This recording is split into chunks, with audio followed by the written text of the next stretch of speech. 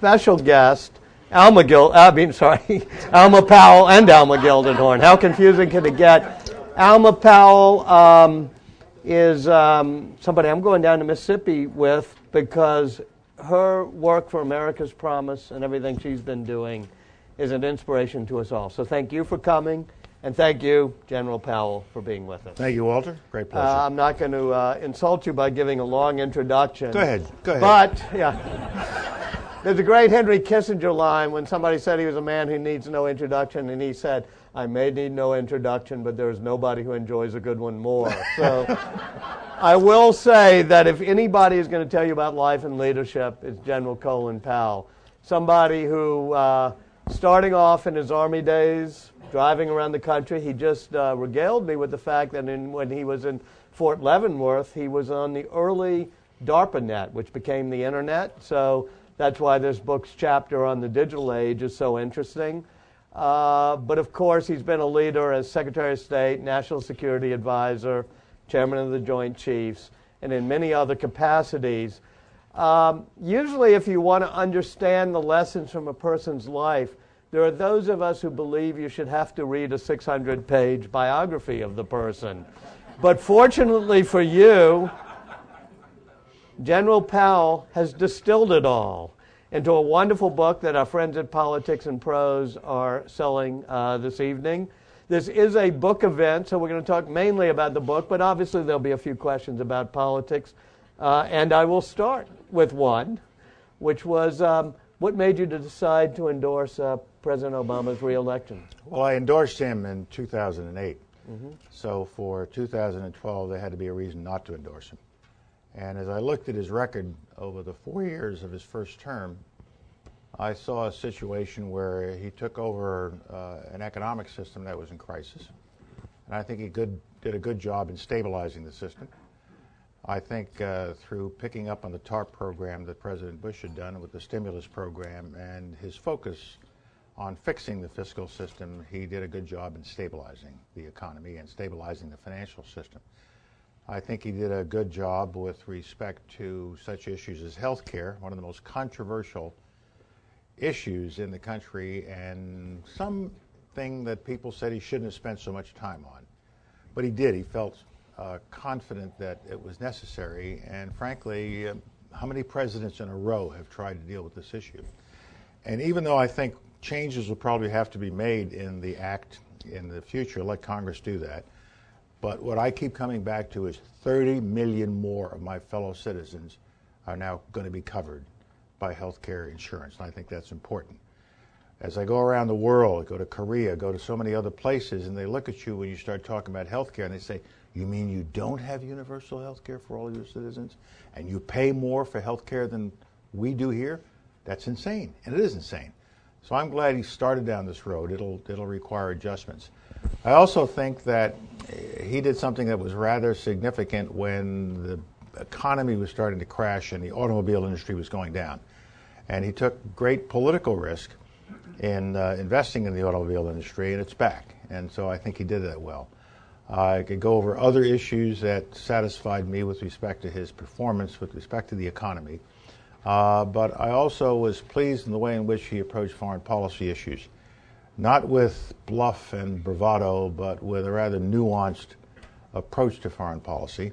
We are out of Iraq. We will be coming out of Afghanistan by 2014. And I like the deliberate process that he uses in making his decisions with respect to foreign policy issues, and that impressed me. And so as I watched him for the 4 years, there were areas where I thought things did not go well. I don't think he worked hard enough in creating the right relationship with the business community. And I think there was some problems with respect to dealing with the Congress. It wasn't easy for him since it was clear from the very beginning that he was going to meet stiff resistance from the Republicans, and he did. But at the same time, I think he could have done more with respect to setting the right tone and showing some leadership. And these are two areas that I think he really has to focus on in his second term, and that is reaching out to the business community and listening and reacting to what he's being told, and secondly, As difficult as it sometimes is, and almost all of you in this room have had the experience of working with Congress, that's the nature of our system. It's the system created by our founding fathers, and you've got to live in that system. And I think we'll be spending more time trying to create that kind of relationship with the Congress so that we can get something done. I'm sorry, why do you say you think he will be? Have you any data points? We've talked about it. Yeah, go ahead. No, I've discussed this with the president, and we see each other from time to time. I think he understands it. But you know, Congress can be a difficult institution to work with, but that's the way the founding fathers intended it to be. One of the issues that I talk about in all of my speeches around the country is that, you know, our founding fathers could sit in Philadelphia in the summer of 1787 for just a couple of months and create a constitution that put in place the powers of the Senate, the responsibilities of a House, how an army works, how a navy works, what a president does, his court system. And they did it all as a group of men who had strong feelings, very strong feelings.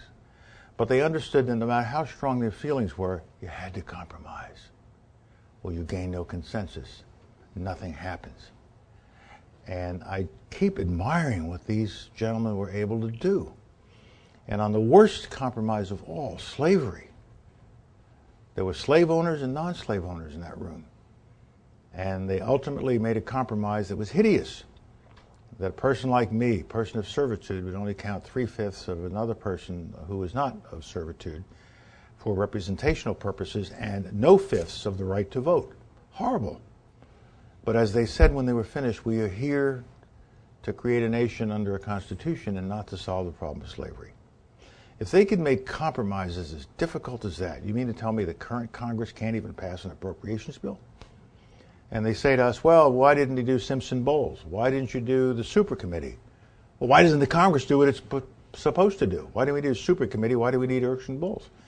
And I think one of the real challenges for the next 4 years, both from the executive branch and from the legislative branch, is to realize that this is the responsibility of Congress. If you don't like a national debt, Congress passes the appropriations bills. And so I think, and I say to all of my audiences, we don't have a Superman in either Mitt Romney, or who I know very well and respect and congratulate him for the effort he put forth. There is no Superman in either Mitt Romney or Barack Obama. We are the super people, and we have to start demanding of our Congress that they start acting in a more responsible manner, and not the manner in which they've been acting for many, many years. We've got to do something about the filibuster rule. It's not even a rule, whatever it is. And we've got to do something about money in Congress, which I think is corrupting our democratic system in a horrible way. You know, you mentioned the Constitutional Convention, and Benjamin Franklin's line on what you said was that when he's proposing the compromise of the big states, little states, he says basically compromises may not make great heroes, but they do make great democracies.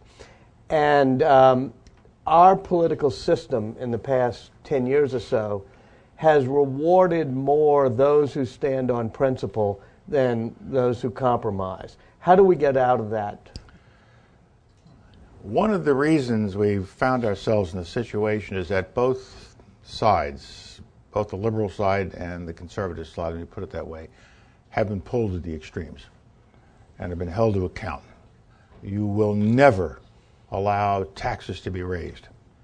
All of it is fueled then by a media system brought about by the internet and by cable television and regular television that holds people to account for the rigid views that are expected of them. And as I like to joke, when I was a kid coming up, there were only 3 networks, and every evening we watched news. Cronkite, Severide, those of you, and there are quite a few of you in the room, old enough to remember this, especially you, Scowcroft. Old enough to remember this, and you got opposing points of view, or at least a balanced approach to the news. And then at 11 o'clock at night, the national anthem would play. You remember? And the flag would fly as the national anthem would play. We could all and then at the last few bars of the national anthem, some jets would fly over. And then suddenly a test pattern would come up. Remember? A black cross with a black circle, and it went, We went to bed, and we got a good night's sleep. We didn't sit around listening to people who claim they're in the news business, but they're not. They're in the show business. What news do you watch? I watch mostly foreign channels now. And the simple reason is that you turn on a news show in the morning and you'll get about 7.5 minutes of news, and next thing you know, you're out in front of 30 Rock listening to a concert. Or one of the news people is cooking eggs as part of a recipe, something or other. And so I watch mostly foreign channels, and most of the evening talk shows they can be quite interesting and fascinating. And I will not deny that I watch them to see what's going on. But in terms of learning what's going on in the world, news, real news, I find the foreign channels are far more informative to me, and they don't have commercials. Which foreign channels? All of them. I mean, Al Jazeera, BBC? I watch, in the course of the morning, I'll read my 6 newspapers, and then in the background or in the course of roughly 2 hours if I'm home and not traveling, I'll watch Al Jazeera America, BBC, Arirang, the Korean network. I'll watch one of 4 Chinese channels. I will watch Euronews. I have a French news channel, and I have RT, the Russian channel.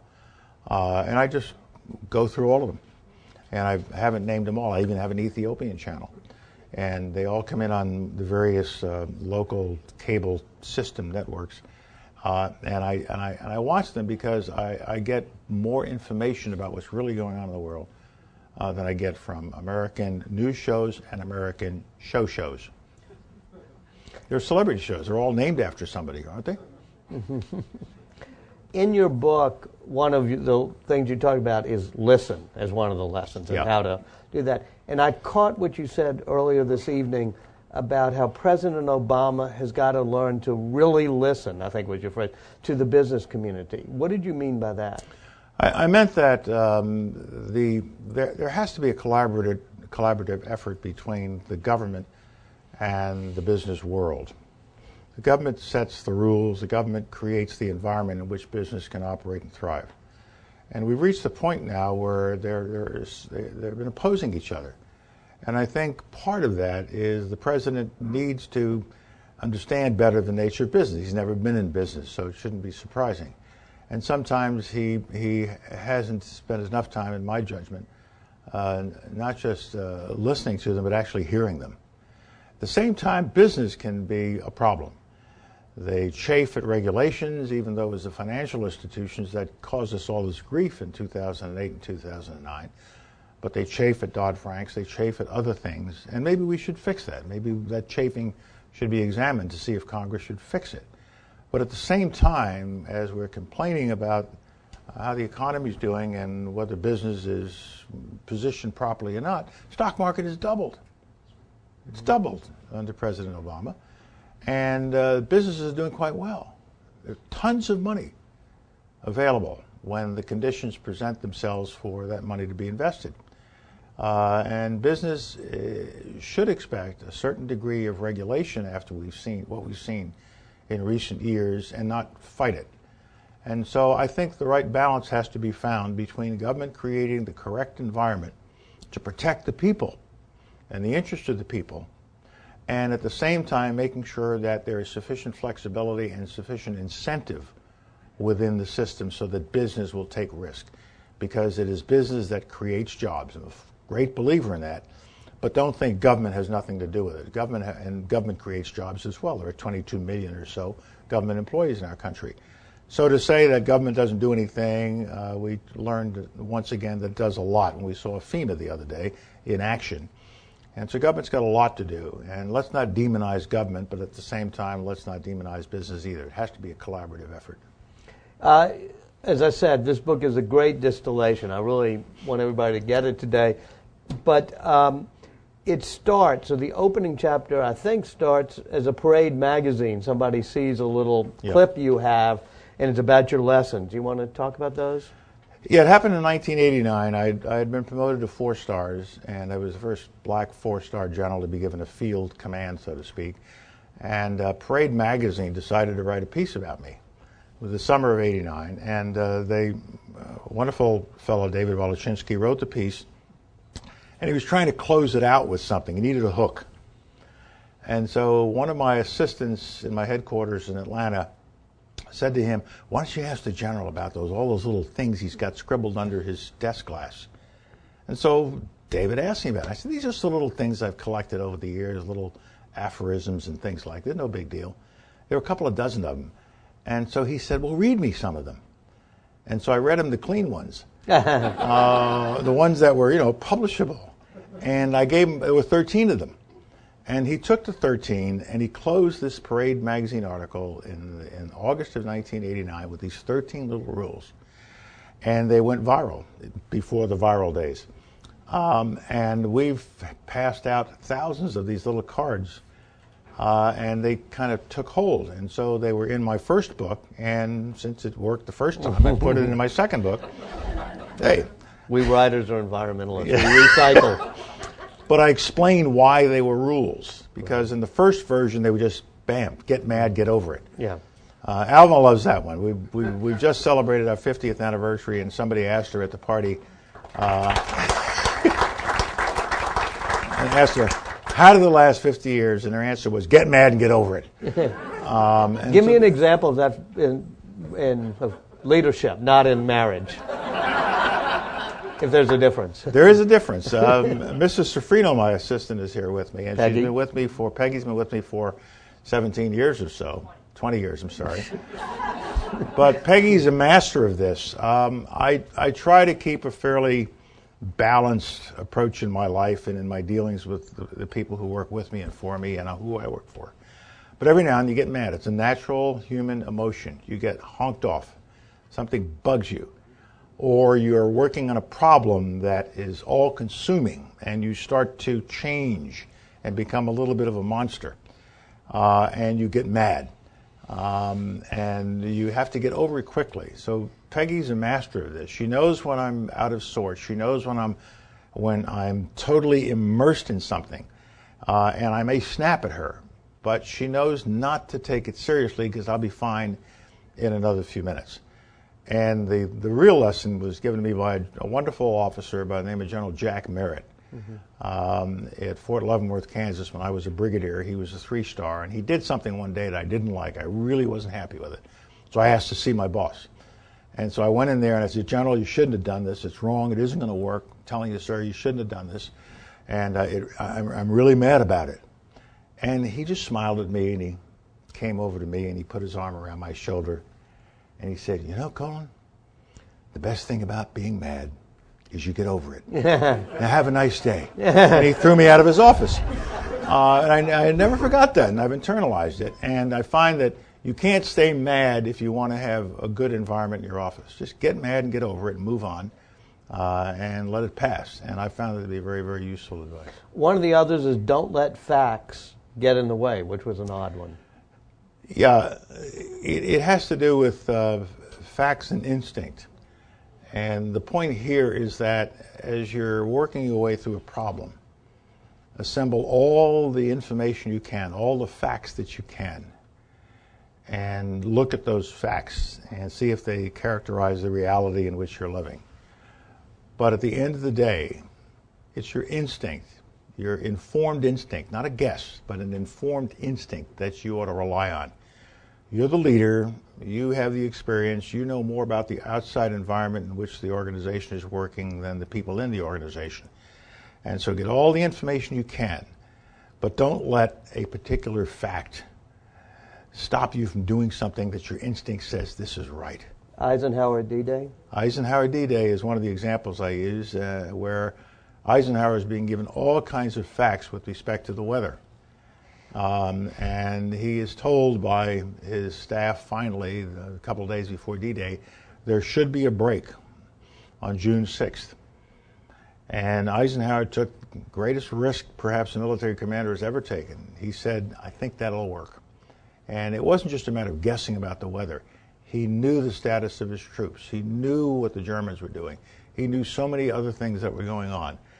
And at the end of the day, it was his instinct that said to him, go. But he also wrote the notes to be used in case it failed, taking all responsibility.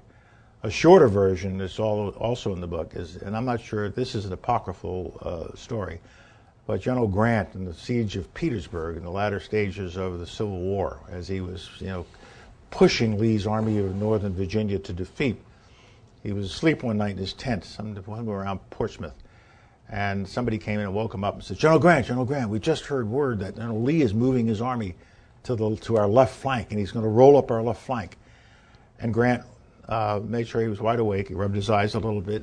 He looked up, he thought about it, and he said, that's not possible. And he went back to sleep and never did anything else. He went back to sleep. It's not possible. Now, that wasn't a guess. He knew Lee. He'd known Lee for decades, and he knew the strength of his army. He knew the strength of Lee's army. He knew what Lee's capability was. But he was still going on instinct, but it was an informed instinct. So the teaching point here is make sure that you have an informed instinct, then use your instinct. Don't use your instinct in the first instance. And the corollary of this is also in the book that says, as you're gathering information, when you have about 40% of all the information you're liable to get, start thinking about making a decision. When you get to about 70% of all the possible information you can get, decide. Don't keep waiting, or you'll miss the opportunity. And in the military, we say never be OBE, never be overtaken by events. Never let the decision become automatic because you didn't act. Mm-hmm. So it is what makes great leaders and great commanders, the ability to see the environment. And it's in military terms, but it's business terms as well. And there are many people in this room I could look at right now who apply this every day in terms of what's the environment in which I'm working, how much information do I have, do I wait any longer, or is now the time to decide? And great leaders know how to inform their instinct and then act on their instinct when they're sure they're right. Will they always be right? No. Sometimes they're wrong and they fail. But the great leaders are those who have such an experienced, informed instinct that they are usually right. Did that instinct fail you on the intelligence on the weapons of mass destruction? Yeah, but I say it probably did. But everybody believed the information we were being provided. The president used it in the State of the Union address. He used it in a very important speech he gave in the fall of 2002. Our allies believed it. Our commanders believed it. And the intelligence community presented it as being accurate. And so I presented it quite willingly to the United Nations at the request of President Bush. But upon reflection, I only had 4 days to look at it, but upon reflection, it turned out that if we had spent more time really boring into this, we might have discovered some of the weaknesses of some of the sources. And remember, 4 months before I presented at the UN, the Congress passed a resolution on the basis of that same intelligence saying to the president, if you feel you have to use military force, we approve it. And it was a very overwhelming vote. Nothing like the first Gulf War, which was very close. But but nevertheless, in today's environment and with the way things are covered, I will always be seen as the one who went to the UN and presented the information. And so it's a blot on my record, and I'm stuck with it. And perhaps my instinct did fail me. I've even had members of Congress say to me, I voted for that resolution after I heard your presentation at the UN. I said, no, sir, you voted for the resolution 4 months before you heard my presentation. But it's mine, and I carry that burden, and I get asked about it almost every day, and I continue to carry it. And in this kind of media environment that we're in, once you sort of attach to an issue like this, you're attached to that issue. What did you learn from it?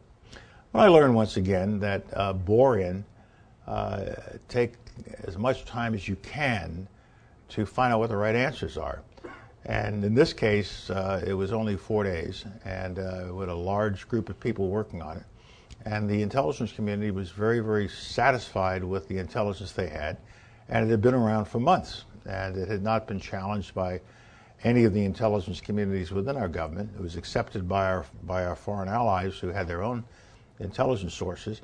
And it is not as if, it was totally wrong. We knew that Saddam Hussein had the capability to develop weapons of mass destruction. What we missed was he didn't actually have them. Mm-hmm. And all of the intelligence community felt sure that he had them. But he didn't have them. But by going to war at that time, we removed any intention or capability in the future to have them. And so even though I have to live with this, I'm not upset or disappointed by the fact that we took him out and took his regime out. It was a terrible regime. Are you upset about the failure to apply the Powell Doctrine to the way we conducted the aftermath of the war? I don't think we conducted the aftermath of the war very well. A number of issues were involved after the fall of Baghdad that if they'd been handled in different ways, the war might have come out differently and we would have resolved it much more quickly. I don't think we put enough force in immediately to secure the country. There was a view within the administration that it will all sort of snap back in place. Let's disband the army. We don't need them. Let's disband anybody who was involved in the Ba'ath Party organization and those organizations. I don't think we should have done that because they were the only institutions that were there. Well, the army had already collapsed. Yes, but the structure was there. We could have refilled it. And so you'll be reading articles and books about that aftermath period for a long time to come. While the country was descending into the insurgency, it took a long time for the realization to hit that we had to put in more troops to stabilize it. It took another 3 years before President Bush boldly, in my judgment, made the decision to have the surge that essentially stabilized the country, with other things going on to stabilize the country, and now it is up to the Iraqis to determine their own destiny. But Saddam Hussein is gone, and there's no concern about ever having to worry about weapons of mass destruction in Iraq. So you think the war was a good idea? Whether it was a good idea or bad idea, historians will be arguing forever. I did not oppose the war. I tried to avoid the war by persuading President Bush, and he accepted my persuasion, to take it to the UN to try to solve it peacefully. But I knew at that time that if he wasn't satisfied with what the UN was doing, and he had every reason not to be satisfied, if he decided that military action was necessary, I'd support him, and I did. Well, in your book, you sort of say there was no decision point. Did I misread that? Oh, there was clearly a decision point. We just didn't know when No, it but happened. I meant a process for making a formal decision, and should there have been? There was a long-term debate about it over time, but there was never a single meeting. I don't think you'd find Don Rumsfeld or Condi or anyone who would say that there was a meeting where we all sat down and say, yes, this is a decision meeting, and we're going to discuss it here, and then decision will be made. President looked at it all, he reflected on it all, but he made a decision and then announced it to each of us, and it wasn't a single meeting that made that decision. It's a little bit like Truman dropping the bomb, which may have been the right decision, but there was no process to make the decision. Was that a mistake? In Truman's part? Well, in all cases. I don't think so. Yeah. No. You got to live in 1945 with Yeah. Truman and what he was facing. No, dropping the bomb was the right decision, Yeah. but... What I've learned from working with 4 presidents over a period of time is that each one of them is different. Some operate on the basis of a huge amount of data coming in, full collaboration with everybody else in the organization, and others are far more instinctive. They reach their instinctive judgment, without full exploration with everybody. It doesn't mean the instinctive judgment is wrong, but it is an instinctive judgment. Yeah, in your book you make a strong point about you should always be able to argue back. Yeah. But once a decision is made, you got to support it loyally. This is the way we were trained in the military. I've always encouraged my subordinates to argue with me. The more senior I became, the more difficult it became. It's good to be the chairman. But I would bring junior officers into my office on issues that I was working on and encourage them. I would take my jacket off so they didn't see all the stuff on my jacket. And say, come on, what do you got, Captain? And encourage them to argue with me. And I would encourage my senior subordinates to argue with me. Tell me I'm wrong. Tell me I'm right. Tell me what you think. You're no good to me if you're not telling me what you think. Not enough to just sit there and say, what do you want, Chairman? Tell me what you think. But after a while, you can't just keep talking. And once I have got it all, and then I add my instinct and experience to it, because I'm bearing the ultimate responsibility, And I know more about the outside environment than anybody in the inside environment. And then once I make my decision, I want everybody to leave that room thinking that it was their idea. I don't want anybody going out saying, man, this guy really screwed it up. No. Once I decide, you go out and you are my champions. And don't come back and tell me that you are reluctant to do this or you don't want to do it for any reason whatsoever, unless you have new information for me, or something has happened in the situation that changes totally, and you have an obligation to tell me that. So don't go off foolishly, but at the same time, once I made a decision, in the absence of something that causes me to change that decision, I expect total loyalty in its execution. And I also have a bunch of guys in the back room writing contingency plans if I'm wrong. That's the way I was trained as a soldier. In their memoirs, both Cheney and Rumsfeld say you violated that, and that you didn't express total loyalty once the president made the decision. Well, they're wrong. They don't know what they're talking about. They can't prove it. What they say is, we heard from both of them, and the third one is Doug Feith, we heard in the press that he was not supporting it. But who did they send to the UN? They sent me. The president sent me. Why? Because he thought I would make the best case. And if you follow after his decision, when he made it and we entered into that operation, I challenge you to do any kind of record search you want to see if I did anything but support the president. Why would they do that to you? Ask them. All right. Somewhere between deceitful and delusional? Explain what that phrase is. No. No. Bring him here. Have him booked. We talked about it once at the National Cathedral, and in public, he used that phrase for one of the. Yeah, it was. I thought the accounts in the books were not accurate. The other thing you say in your book with regard to that is the disbanding of the Iraqi army that you just mentioned was something that Rumsfeld and I think Jerry Bremer, Paul Bremer, I guess is the proper Jerry name. Bremer, did without it being a presidential decision. It was even, I think, a little more troublesome than that, in that when we were thinking about this, the execution of all this, it was a decision that was made that we would preserve the Iraqi army. Right. And the briefings that we had, and the record shows that there were 3 separate briefings from the Pentagon, mostly the military side of the Pentagon, that said the Iraqi army should be preserved in structure because they would be the principal institution to help us secure the country. And the number one problem was not restoring oil flow or restoring electricity.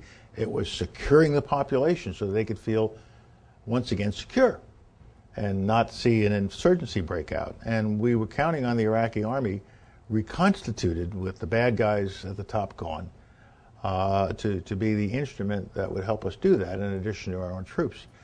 And that's what the president thought. That's what he was told. He accepted that. It was approved.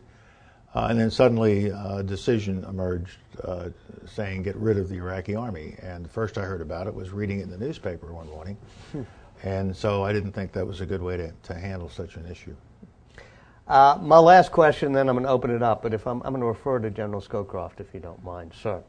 Because the Republican Party has had 2 traditions in foreign policy. One is what you might call the more realist school, which is, from Kissinger, General Scowcroft, Larry Eagleburger, then yourself, all which I would consider, let's deal with the world as it is and be realistic and understand our national interests and balance them correctly.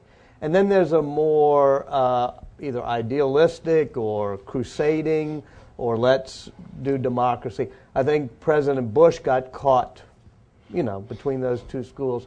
Do you see a problem with the Republican Party now not having as strong of a realist tradition and having been more captured, or not what should I say, captured, but more influenced by people who have a more crusading sense of what we should do in this world? I'll start by saying that the 2 positions are not mutually exclusive. Right. You can have a sense of idealism. You can preach our values of democracy. And we've been very successful at that over the years. But at the same time, when you're talking about using military force or how you use the instruments of national power, economic, political, diplomatic, military, I think realism is a very good emotion to have within the discussion. Because, you know, at the end of the day, we're sending the American sons and daughters into battle. And we have to have a good, realistic understanding of what we want them to do and what they're liable to be able to achieve and how we're going to bring it to a conclusion. So I don't think they're inconsistent. But in recent years, the more far wing of the Republican Party seems to have sort of a bias toward action that I don't think always serves us well. But it's hard to tell what Republican Party you're talking about these days, because there are a lot of different pieces in this Republican Party nowadays. There are some moderates left, and we'll see what happens as a result of yesterday's election. What do you think will happen? What I think will happen with the Republican Party, well, I know what better happen. There needs to be an understanding within the Republican Party that this country is undergoing a historic demographic change. We have a population that is becoming increasingly diverse. It is a population that in another generation, the minorities, as we call them now, will be the majority. You won't have any minorities. And we are the only nation on the face of the earth that can handle us. And that's what makes us so wonderful. And so you can't demonize this historical change that's taking place. You can't say we don't want an immigration policy. You can't go around demonizing the president and the commander-in-chief because he might be a Muslim. There's nothing wrong with being a Muslim in my humble judgment. But they're using it as a way to attack. And it essentially goes against, I think, this transformation that's taking place in our society, where more and more people of a diverse background, either racially, ethnically, even gender-wise, it's changing. And the election should have made it clear to the Republican Party that if you say, you know, get out of the country, we're not going to have an immigration policy, we are suspicious about you because of your background.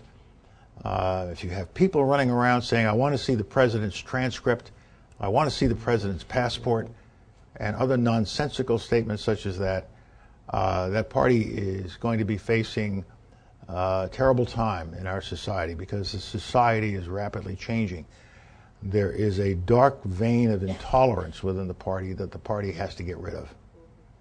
I've been subject to it in recent days. It's, you know, we need not go into all of that. It's over. That was before yesterday. Yesterday should have demonstrated to the party that we've got to figure this out. It's people of color, people of different gender, different family organizations that are new and unique, the role of women in our society, particularly how we treat women and what rights they should have as women and not as a result of a particular political party or a particular view of a particular party. And so the demographics of our country are changing the politics of our country in a very fundamental way. And I think both parties need to understand it. I'm not saying Democrats have been perfect at it, but the Republicans really have to look at it. And it's been happening for years, and they have, I think, been looking the other way for years, but they can't look the other way anymore after yesterday. Wow. You talked about just now the dark strain of intolerance. Yeah. Your Chief of Staff, Lawrence Wilkinson, who's a Republican, said last week, my party is full of racists. I think it was in response to John Sununu, but go ahead. Yeah, I never use the term racist. I don't like it because it's sort of, once you start labeling things this way, conversation shuts down. Mm-hmm. And so what I say is that there is a vein of intolerance. The mail I get, for example, as a result of my endorsement of President Obama, both in 2008 and in 2012, Good part of the mail I get is supportive. When I get unsupportive, it breaks into two patterns. People say, "I don't agree with you. Can't believe you've done this. What's wrong with you? And you should be, ashamed of yourself." And others are so ugly to the point that you just throw them away.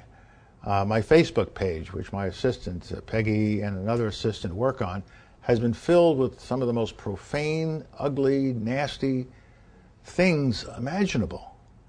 Hey guys, I'm just taking a different point of view. And don't be so mad at me. 50-odd million people agreed with me yesterday. It's not wrong. Come on, this is America. We're supposed to disagree. And you're supposed to accept that somebody can disagree with you without coming back thinking you have to demonize them. And in the last two campaigns, I've seen a lot of this demonization. I talked about it when I endorsed President Obama in 2008, when I talked about that Muslim mother in Arlington Cemetery at the grave of her Muslim son, who was born in New Jersey and couldn't wait to grow up and join the Army, and then lost his life. And I still see it now, whether it's somebody saying that I vote for the president simply because he's black. Well, then what do you say about white people who vote for the president? Yeah, that's kind of curious. Why'd they do it? Or you say things like, some terms that would be better off just not using. The president was shucking and jiving. Shucking and jiving is a slave-era term that most of you would not recognize, but if you're a black person in America, you know what it means. It means you're sort of getting around. And it's a slave-era term where the slaves would do what they could to sort of avoid the oppression they were under from their masters. And when I heard it used against the President of the United States, it's no accident. You don't just trip over that statement. It was an attempt to sort of make him look different and demonize him. I hope after the election yesterday, everybody realizes that there's no place in America for this kind of intolerance. We are the example to the rest of the world.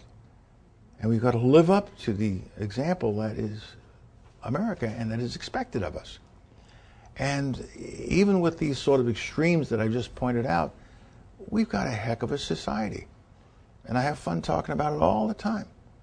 Immigrants come to this country, they refresh us with every generation. We are a diverse country like no others. Europe can't do anything like what we do with the diversity of our population. And this country could not thrive without this beautiful rainbow of colors and ethnicities and gender discrimination or gender distinctions that we have. And so this is something to be applauded, blessed, be thankful of, and use to strengthen us and make us the better country. And in the very many appearances that I give around the country, people will say, these are the worst of times. No, it's not. If you want to really spend time on the worst of times, I'll talk to you about them. Mm-hmm. But we're still the most powerful country in the world, the most powerful economy in the face of the earth, the most successfully diverse nation in the face of the earth, a nation with an immigrant background that is astonishing and incredible. We have no peer enemies. No peer enemies like we had for most of my adult life as a soldier. The only two countries with the industrial capacity or the population to challenge us as a peer, P-E-E-R, competitor, would be China and India. And they're too busy selling stuff to Walmart. It's not going to happen. It's just not going to happen. And so we have these challenges. We have the Iraqs and Afghanistans and Irans and North Koreas of the world. But we shouldn't sell ourselves short. We're still that inspiration and example to the rest of the world. The rest of the world, though, is not down at 15, 16, and 17 anymore. They're up down there 2, 3, and 4. They're building their economies. I think that's wonderful. Build your economies. Bring your people up out of poverty. And that's why the most important challenge that the United States has right now is to fix our economy. And that's why we need the leadership of the president, the cooperation of the Congress, and the proper relationship between the Congress and the president and the business community. And as part of that, we have to make sure it's a level playing field. And that's why I'm concerned about money in politics. And we also have to remember that those of us who are in this room are doing very well in our society. But you don't have to go far from 20th and P Street where we are to find people who are not doing that well in our society, whose children are not being educated properly, who wonder whether or not the American dream is there for them. And it is the obligation of those of us who have done well in this society to make sure we never forget those who are in need of food, in need of clothing, in need of good education, in need of housing. And so the obligation we have is to take care of those of our citizens who are less fortunate than we are. Thank you.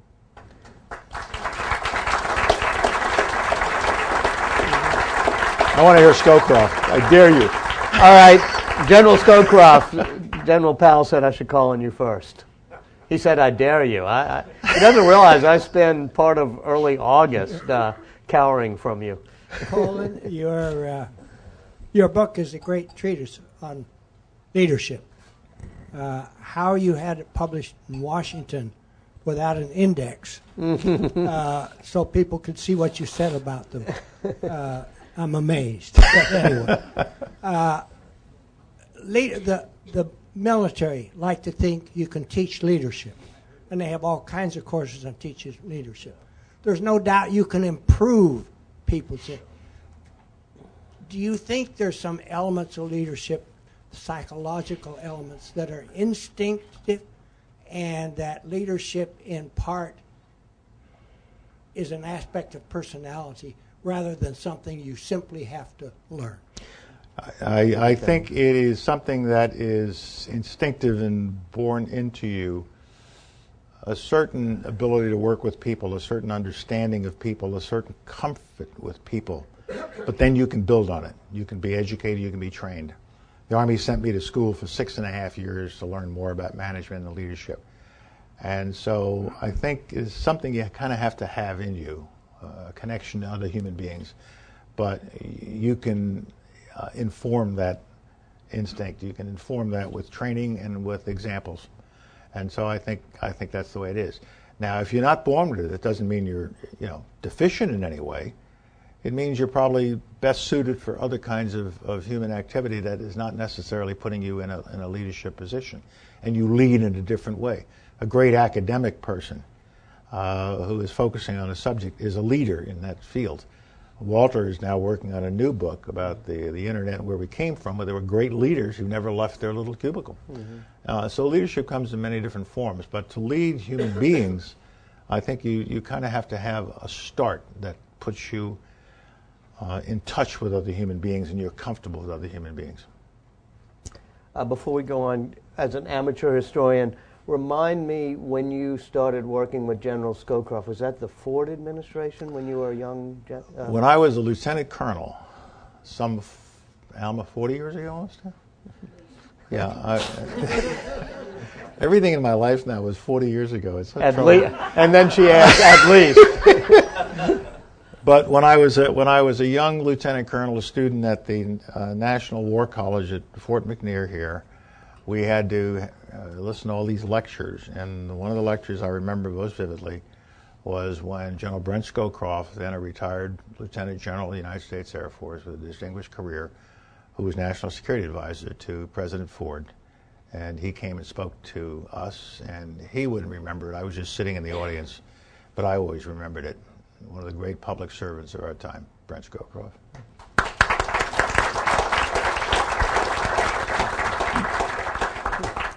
Hi, Connie Carter with Washington Fine Properties, a realty company. But I'm a longtime hustling houses here? No. But as a longtime Washingtonian, thinking about leadership, when I was growing up, Congress people went to school together, wives and husbands, knew one another, children played together, and now congressional families, cabinet families don't live here. The two-pronged question is, what can we do to get more people to come to Washington actually to work together and really know one another? And who's on your dream team for the second cabinet in terms of leadership? And who would you like to see that could really lead in a way that you're discussing? Yeah, on the second question, I wouldn't touch it with a 10-foot pole. But on the first question, but you know better than that. But on the first question, it does not have the same comity, C-O-M-I-T-Y, that I recall from my early days in Washington. where people would have a drink at night or smoke cigars or play poker. And the demands on our members of Congress are so much more now. And the need to fundraise, and the need to go back home, and the need to always be commenting on something, even if you don't know what it's about. It just sucks all the energy out of the air in this ability to get together. And increasingly, the polarization that I see in Congress forces people to stick with your own tribe. And the tribes are not mixing like they used to. And they weren't tribes then. They were just, we were opposing parties and party in power. But if the money went down, would the opportunity to be more human? I think if the money went down, the opportunity might be better. But they're spending so much time raising money. I mean, what was it, $1 billion each of the two candidates spent? Isn't that... There's something wrong with this. And the super PACs who can, put $10, $50, $100 million down on an election is troublesome. I think Citizens versus United was a very unfortunate decision, but I accept the judgment of the court. But I think the Congress ought to work on this and see if they could not come up with a constitutional way to put some controls on how much money flows into our political system. Yeah. O'Day? Yeah.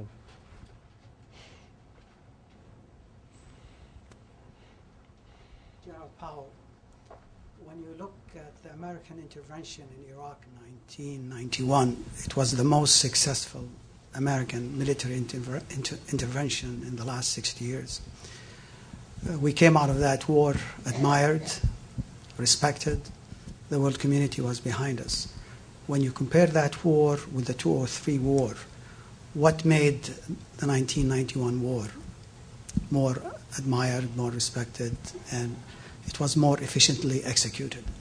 Yeah, and Brent may want to say a word here as well, because we were in it together. But President Bush, 41, had a specific objective, a political objective that we all understood, which was to eject the Iraqi army out of Kuwait. They had invaded a country that was at peace. And that's what we were going to do. We weren't going to change the whole Middle East. We were going to eject the Iraqi army out of Kuwait. And because the mission was defined in terms of scope, we were able to put together a great coalition. And the Cold War was ending, so the old Cold War contest was not there. I have to remind people that when we went into that operation under General Schwarzkopf, he had a Syrian division, if you can imagine that, yeah. And he had an Egyptian division under his command. Yeah. And we had to be careful, though, because those two divisions refused to go into Iraq. They would go into Kuwait to kick the Iraqis out, but they wouldn't go in and violate the sovereignty of Iraq. And so it was a defined mission with a defined purpose, and he gave us all the resources that General Schwarzkopf and I asked for in order to get it done. And when it was done, he brought it to an end. It was consistent with the UN resolution. It was consistent with the mandate given to us by the Congress. It was criticized for many years afterwards. Why didn't you go to Baghdad? We were never going to Baghdad. We never thought about going to Baghdad. And I have to also remind people, just before the war, everybody thought there'd be 10,000 casualties. And once a lot of people saw it was very small, every loss of life a tragedy, but the casualty rate was very, very low. Now, why didn't you go to Baghdad? It was easy. Well, the president did not want to occupy an Arab country. He thought it was not in our interest to do so. And so our instructions were, get it done, and he gave us all the force we wanted or needed, and we guaranteed him the result. We could guarantee it. We could see the battle clearly. And we guaranteed the result. We achieved the result, and we came out. But for about 9 years, I kept getting questions at every appearance. Why didn't you go to Baghdad? Until the 2003 war, and then nobody asked me anymore, why didn't you go to Baghdad? It was the clearest example of the Powell Doctrine, was Bush the Elder doing it, right? Yeah, Panama and that war. Was he wise? It isn't a doctrine. It's not in any Army manual. Well, you write about it. I write about it. It was invented by a reporter who came to see me one day and said, I want to write about the Powell Doctrine. I said, great, what is it? Seriously, and it was a clear political objective, and when you've exhausted economic, diplomatic, and peaceful means, and you have to use military force, use it in a decisive way. I was once asked at a Navy seminar after it was all over, you had 6 aircraft carriers there. General Schwarzkopf asked for 7. Why did you send 8? I said, because I didn't have time to go get the rest. You use everything that's available to you. Why not? To have a decisive result, so you end it quickly, that minimizes casualties, and you achieve your objective as quickly as possible. We did that in Panama. Panama was really the warm-up for what we did in Desert Storm. Well, I would accept it as a doctrine with your name on it. It's not the worst doctrine we've ever it's had. nice to have a doctrine named after you. It's just not, you an say army, that, not in any Army manual. The Bush, the elder, did not want to occupy an Arab country. Was he wise? I think he was very wise. And when you consider the time... And are we unwise for having done it? I didn't say that. No, I'm asking. 1990, 1991 was a fascinating period of history. The Cold War was coming to an end. The Soviet Union was coming to apart. Gorbachev was cooperating with us on this. The whole world was united. And the president built on that unity to accomplish the mission. He was not interested in occupying a country. There was an offense. Iraq had invaded Kuwait.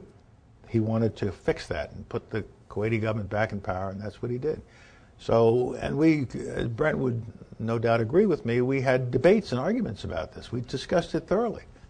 And we kept saying, what are we doing? What's the mission? Do we know what we're doing?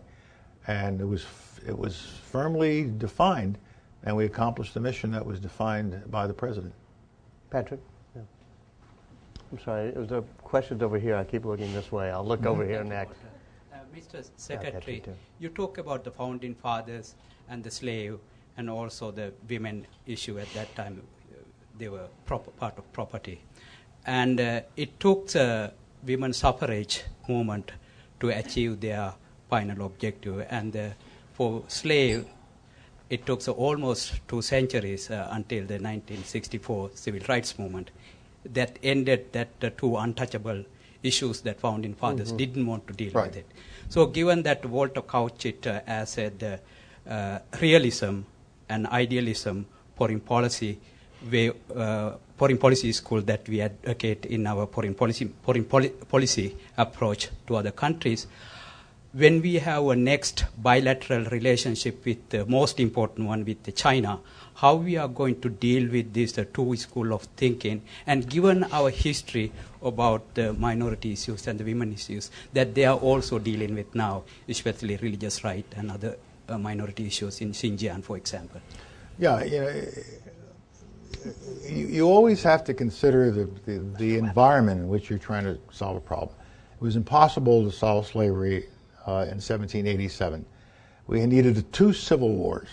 The Civil War of the 1860s, a violent war that cost 600,000 lives, and the Civil War of Ideas in the 1960s under Dr. Martin Luther King. And that gave us the Civil Rights Act of 64 and the Voting Rights Act of 65. But that struggle is still not over. There are still traces of our past in our present. Our minority populations are still not doing as well as the rest of the country. And so we have to keep working on it, except it's no longer a war of conflict, or it's not a conflict, and it's not so much a war of ideas as it is a war of opportunities and education and housing.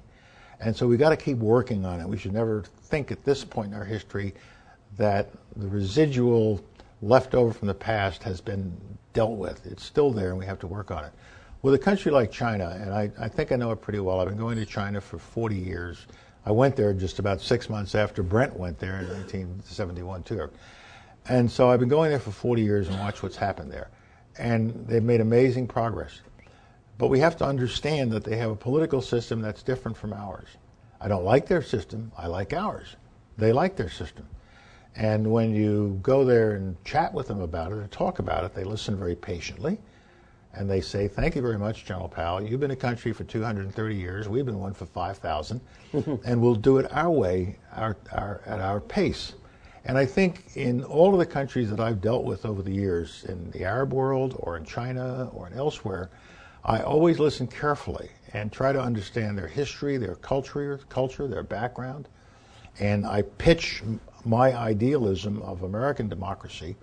But at the same time, I don't say, therefore, you guys have to do it our way. because that just sets up a wall. I'm kind of the biblical persuasion, let your light so shine before you, that people will start to say, hey, maybe we ought to try that. Just as Deng Xiaoping, looking at his country in the 1970s, said, maybe capitalism might work. And he turned the country loose. And look what it's done for China. And that, what China has been able to accomplish with 400 million people coming out of poverty, but 800 million still waiting, they learned a lot of lessons from that. So they opened up economically. And we have to be patient to see how long it will take them to open up politically. And will they ever have a system that is, we would call a complete, full Jeffersonian-like democracy? I don't know. But I'm not too judgmental because I see they have brought 400 million people out of poverty. They've become the second largest economy in the face of the earth. They may not do it the way we do, but I think we have to treat them on the basis of mutual respect and understanding and not think it is our place in the world to impose on anybody or to tell anybody, you have to do it exactly like us. I'm more interested in those countries that are eliminating corruption, are trying to follow the rule of law, whether it's our version or their version, and most importantly, if they're bringing their people up out of poverty and giving them jobs and food and education and health care and housing, I want to take that into account before I become too judgmental about the nature of their political system. Mr. Webster? Yeah. General, I'm Phil Webster, chairman of the Aspen Y Fellows over on the Eastern Shore. Despite the brickbats you've been getting in recent weeks or recent days, I think you know the great respect that the American people have for you. I think you have to instinctively know that. Do you think that your views of leadership and your qualities of leadership would have made you an outstanding president? And in retrospect, do you wish you had gone for it? No. That's the second to both questions. I know how to run something, but in the summer of 1995, when all this sort of exploded upon us, I had no political ambitions before that. I was a career soldier. Nobody knew what party I belonged to because I didn't belong to a party. I worked in the White House as chairman. I worked as national security advisor, and I was not political. Only in 1995 did it explode on us when the book came out and suddenly there was all this interest. So I felt an obligation to think about it. And it was a very demanding time, perhaps one of the most difficult times in my life where I actually had to think about this. And I felt, I was moved by, gee, don't I have a responsibility? Don't I have to do something like this? But there was never a single day that I woke up and put my feet on the floor and said, let's go campaign. Let's go raise money. It just wasn't me. And when I came to that conclusion after just about a 2-month period, I went downstairs and having coffee with Alma and told her, this is not me, I got to shut it down. And she simply said, what took you so long? She knew it all along. And people have said, well, who was it? Was it Alma? Was it you? And the answer is we're 50-50, and it was 100%. Even if it hadn't been 100%, she was the deciding person, but she didn't have to. We've been together since I was a 25-year-old lieutenant, first lieutenant, and she would count equally. But it was 100%. Neither one of us thought it was the right thing for me.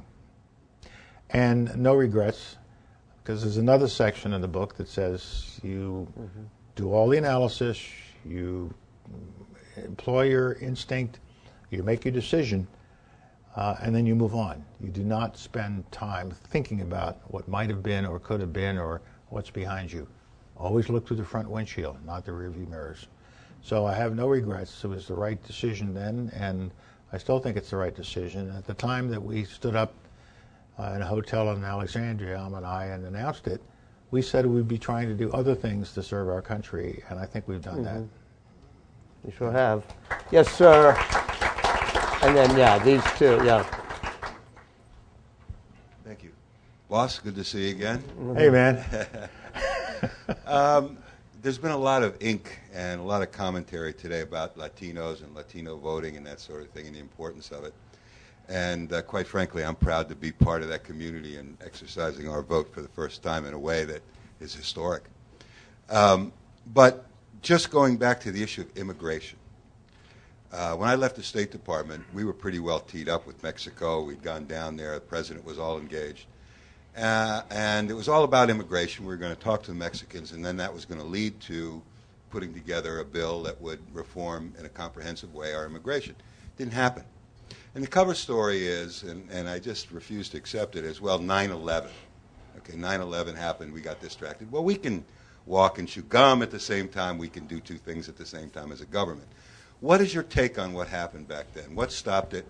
And is there any lessons to be learned now in terms of trying to move ahead with a comprehensive immigration? And let me say, I know there are a lot more questions, but we do want time to sell the book.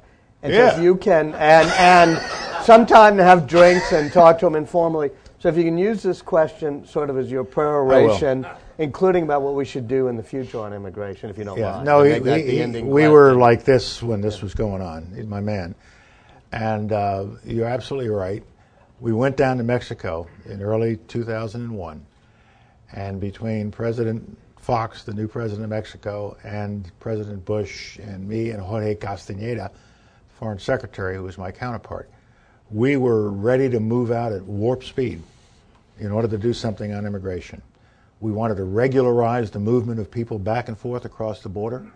The solution to the immigration problem, or the illegal immigration problem, or unauthorized immigration, was first bring the people who are here out of the shadows and bring them into the system. Make them pay a penalty, put them in queue, but we had to bring them out, 11 million of them. They couldn't just stay there. And the second point that President Fox used to make to us all the time is, my birth rate is going down, so there'll be fewer trying to get across. But the real solution is use NAFTA, help us build an economy down here so that they'll stay here and have decent jobs. They don't have to go to America. They don't want to go to America. They go in there for economic opportunity. If we can provide economic opportunity, we'll solve it. So we had all of these things moving. 9/11 kicked it. But it wasn't just 9/11. 9/11 also revealed that within our society and within our Congress, there were strong forces that were not ready to see this level of regulation. And you remember how they used to condemn it. It's amnesty. And that's all you had to do is say it's amnesty, and all dialogue shut down.